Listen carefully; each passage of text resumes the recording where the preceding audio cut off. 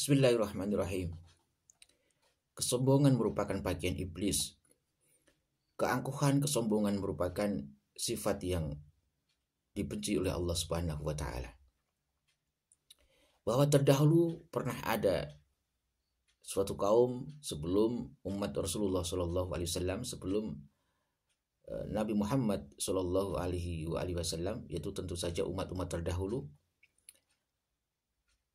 Seorang laki-laki yang berjalan dengan pakaian dan perhiasan yang bagus, kemudian menunjukkan keangkuhan dan kesombongannya. Kemudian Allah memerintahkan bumi untuk menelannya, sehingga dia berada di dalamnya sampai hari kiamat. Kisah itu terdapat di dalam kitab Mukhtarul Ahadits pada hadis nomor 560. Redaksi hadisnya diriwayatkan oleh Imam Tirmidzi dari Amr bin As. Kharaja metu sapa rajulun wong lanang miman saking wong kana kang ana sapa man iku qablakum sadurunge sira kabeh fi khullatin ing dalem pakaian dan perhiasan atau perhiasan. Lau iku tetep kaduwe rajul yahtalu gumedhe utawa sombong sapa rajul fiha ing dalem hillah. Ada seorang laki-laki yang hidup di masa sebelum umat Rasulullah Shallallahu alaihi wasallam. Dia berjalan di atas bumi dengan kesombongannya karena pakaian dan perhiasan yang bagus. Kemudian fa'amara memerintahake sapa Allah Ta'ala halimah luhur sapa Allah merintahake al-ardo ing bumi fa'akhadathu mongko ngalap apa ard ing rajul. Allah memerintahkan kepada bumi, kemudian melahapnya, menelannya. Fahuwa mongko hali utai rajul iku yatajaljalu hali gronjal-gronjal. Sapa rajul fiha ing dalem ard ila yaumil kiamati tumeka dina kiamat. Rawahu ngriwayatake ing hadis sapa At-Tirmidzi, Imam Tirmidzi an Amr bin As, saking Amr bin As. Jadi ada seorang lelaki dari umat sebelum Rasulullah SAW berjalan dengan sombong dalam pakaian yang dipakainya. Maka Allah memerintahkan kepada bumi untuk menelannya hingga ia masuk ke dalamnya dan dibiarkan oleh Allah SWT sampai hari kiamat.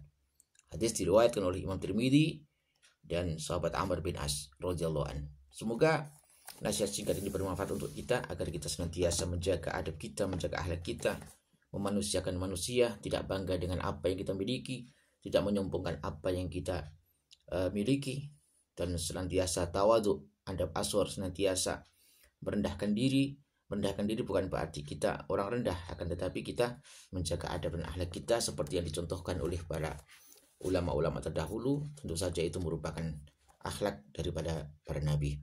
Saudaraku yang dimuliakan Allah SWT, bahwa memang di masa sekarang ini, zaman sekarang ini, orang bangga dengan kedudukannya, dengan pangkatnya, dengan derajatnya, dengan apa yang ada pada dirinya, dengan mobil yang dia miliki, yang dia kendarai, dengan pakaian yang dia kenakan, dengan pangkat yang melekat pada dirinya, dengan segala hal yang bersifat duniawi, sehingga cenderung sangat mudah sekali untuk meremehkan dan merendahkan orang lain. Sedangkan sifat-sifat yang demikian itu merupakan sifat yang Allah benci dan sangat murka terhadap hal demikian. Untung kita menjadi umat Rasulullah SAW, Nabi Muhammad SAW, sehingga adab itu ditunda oleh Allah SWT.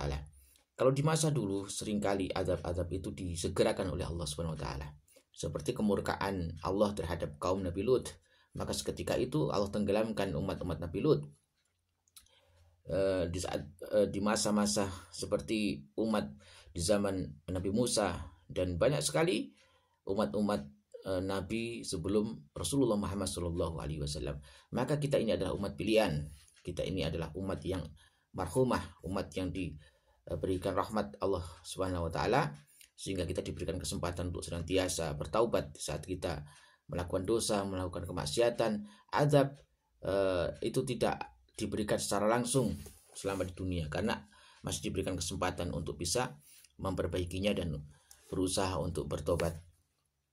Itulah keistimewaan daripada umat Rasulullah Shallallahu Alaihi Wasallam. Semoga nasihat singkat ini bisa bermanfaat untuk kita.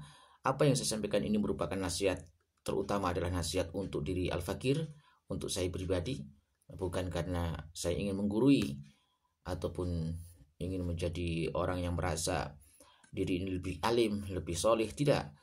Apa yang saya sampaikan ini adalah merupakan seperti halnya saya membawa bola yang saya lemparkan ke tembok. Tentu saja bola itu akan semakin keras saya lemparkan ke tembok, ke dinding, maka akan kembali kepada diri saya pribadi. Maka usikum wa nafsi bitaqullah. Saya menasihati diri saya dan juga menasihati saudara-saudara saya untuk senantiasa menjaga ketakwaan kita kepada Allah Subhanahu wa taala.